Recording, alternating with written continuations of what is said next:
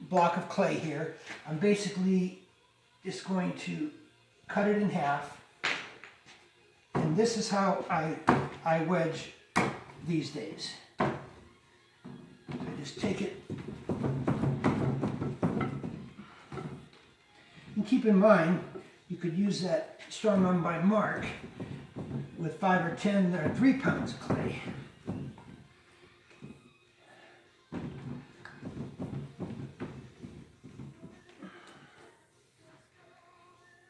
Yes, I consider that to be wedged now. Just rounding off the 4 corners. Once again, do the same thing.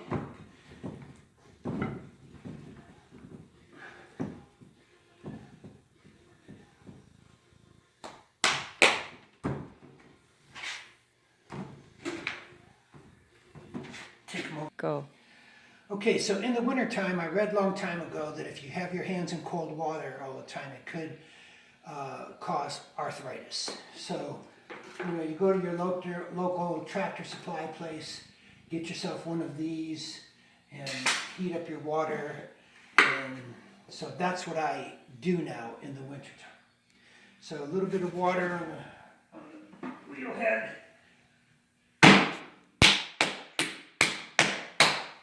Now I'd like to seal it at the bottom and find my sponge.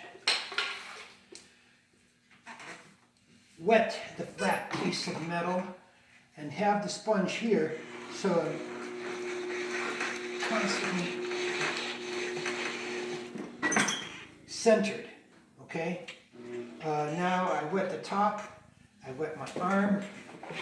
I used to lock my thumbs and press down like this, which was also making this problem in my wrist. So, but now I just do this.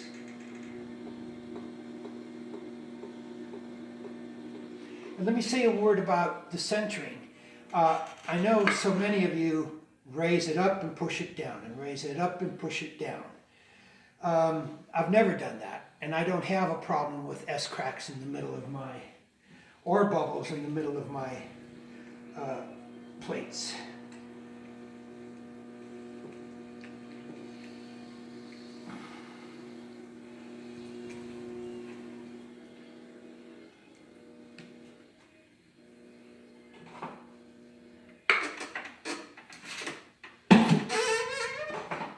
Just going to come in and shake it up one more time, just a little bit of water in there, and then the other 12-pound part.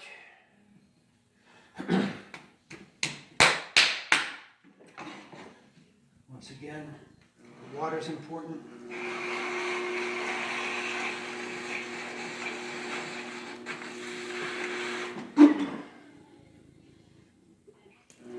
Water on the top, water on my arm.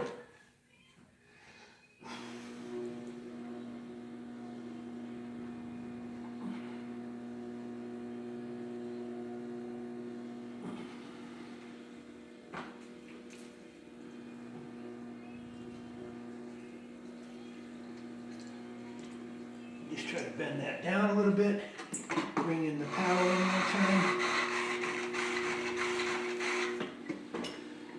Now, this opens it for you. This is like using your own thumbs. A little bit of water in the center. And here we go.